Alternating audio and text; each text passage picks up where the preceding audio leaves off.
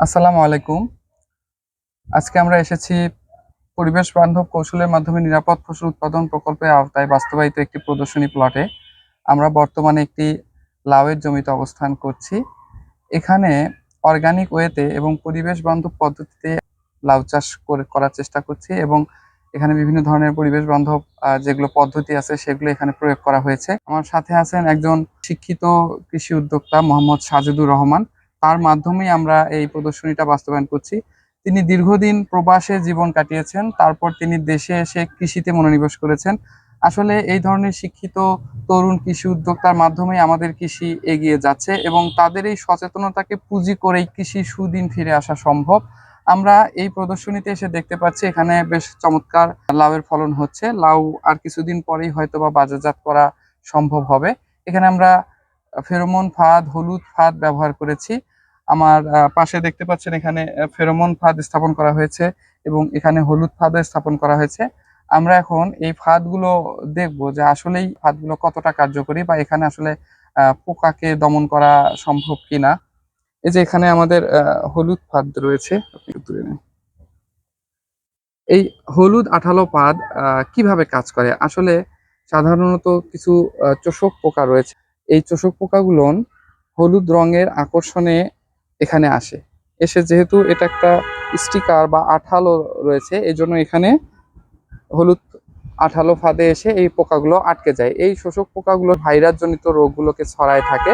আমরা এখন দেখব যে এখানে কি কি পোকা রয়েছে। আমরা দেখতে পাচ্ছি এখানে বিভিন্ন ধরনের ছোট ছোট শোষক পোকা রয়েছে, তবে সবচেয়ে একটা ভালো দিক এখানে আমরা দেখতে পাচ্ছি বেশ কিছু মাকড়ও ধরা পড়েছে। আমরা জানি মাকড়ের আক্রমণটা বর্তমানে বিভিন্ন ফসল এবং সবজিতে ব্যাপক হারে দেখা যাচ্ছে। মাকড়ের আক্রমণে গাছের পাতাগুলো কুঁকড়ে যায় এবং এখান থেকে ফলনের উপর একটা প্রভাব পড়ে। আমরা দুই ধরনের ফেরোমন ফাঁদ এখানে ব্যবহার করেছি। একটা ফেরোমন ফাঁদে পানি দেওয়া হয় নিচে, আর একটা শুকনো ফেরোমন ফাঁদ। প্রথমে আমরা যেটা শুকনো ফেরোমন ফাঁদ এটা দেখি যে এখানে আসলে কেমন পোকা পড়েছে। যদি আমরা আপনাদেরকে কাছ থেকে দেখাই, দেখেন এটা মূলত যেহেতু একটা কিউকার বিট মানে আমাদের লাউ জাতীয় ফসল, এখানে আমরা যে ধরনের ফেরোমন ফাঁদ দিয়েছি যে লাউয়ের ফ্রুট ফ্লাই আছে এই পোকাগুলোকে দমন করার জন্য। এবং দেখা যাচ্ছে যে অসংখ্য পোকার অবশিষ্টাংশ এখানে রয়েছে। যে এই পোকা এই ফেরোমন ফাঁদ যে কতটা কার্যকরী আসলে আমার মনে হয় যে এই ফ্রুট ফ্লাই এটা ফেরোমন ফাঁদ দিয়ে দমন করার কারণে এখানে আর বাড়তি কোনো কীটনাশকের প্রয়োজন হবে না। আহ, এটা হলো এক ধরনের ফেরোমন ফাঁদ। আরেক ধরনের ফেরোমন ফাঁদ আমাদের রয়েছে যেটা সবচেয়ে বেশি প্রচলিত।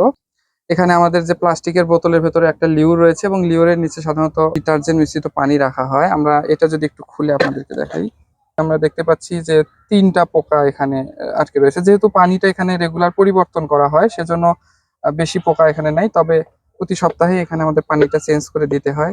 সেই হিসাবে কিন্তু এটাও একটা কার্যকরী পদ্ধতি। এই যে আজকে আমরা এই ফিল্ড ভিজিটে এসে যেটা দেখলাম যে এই বিভিন্ন ধরনের পরিবেশ বান্ধব পদ্ধতিগুলো যদি আমরা সঠিকভাবে ব্যবহার করতে পারি, নিজেদের পরিবার এবং দেশের সাধারণ মানুষের জন্য কিন্তু স্বাস্থ্যকর এবং পুষ্টি সমৃদ্ধ সবজি বা ফল এগুলো আমরা নিশ্চিত করতে পারবো। এখন আমি আমাদের সাথে যে কৃষি উদ্যোক্তা আছে তার মুখ থেকে এই লাউ আবাদ বা আপনি নিজে এগুলো ব্যবহার করেছেন এই সম্পর্কে কিছু জানবো। আসসালামু আলাইকুম। আমি মোহাম্মদ সাজেদুর রহমান। আমি একজন অ্যাকচুয়ালি লেখাপড়া পাশে শেষ করার পরে আমি চলে গেছিলাম প্রবাসে। প্রবাস থেকে আসার পরে তখন আমি দেখা যায় এক ধরনের বেকারত্ব অনুভব করি। তারপরে এই জমিটা আমি নিজ নেওয়ার পরে এই জমিতে আমি বিভিন্ন ধরনের চাষাবাদ করি। আমি এখন বর্তমানে এই আমাদের যে লাউ চাষ করছি, এই লাউ চাষে আমি কীটনাশক ছাড়া কিভাবে এটা উৎপন্ন করা যায় সেই পরিকল্পনা থেকেই আমি আমাদের গাবতলী উপজেলার যে কৃষি সম্প্রসারণ অধিদপ্তর থেকে আমি পরামর্শ নেই এবং সেখান থেকে তারা আমাদেরকে পরামর্শ দেয় এবং এইভাবে যে আপনার ফেরোমন ফাঁদ, ইয়েলো স্টিক এগুলা ইউজ করে এগুলার পোকা দমন করার যে পদ্ধতি এগুলো অবলম্বন করি এবং এইভাবে আমি লাউ চাষ করতেছি এবং মোটামুটি ইনশাল্লাহ লাউ এখন মোটামুটি ভালোভাবে চলে আসছে। লাউ কয়েকদিন পরে হয়তো আমাদের হারভেস্ট করতে পারবো। ধন্যবাদ। আমরা যদি একটু লাউ এর চেহারাটা আপনাদেরকে দেখাই, এখানে একটা লাউ ধরে আছে। লাউটা বর্তমানে এরকম কন্ডিশনে রয়েছে এবং এই পুরো মাঠ জুড়েই কিন্তু লাউয়ের অবস্থাটা মোটামুটি বেশ ভালো।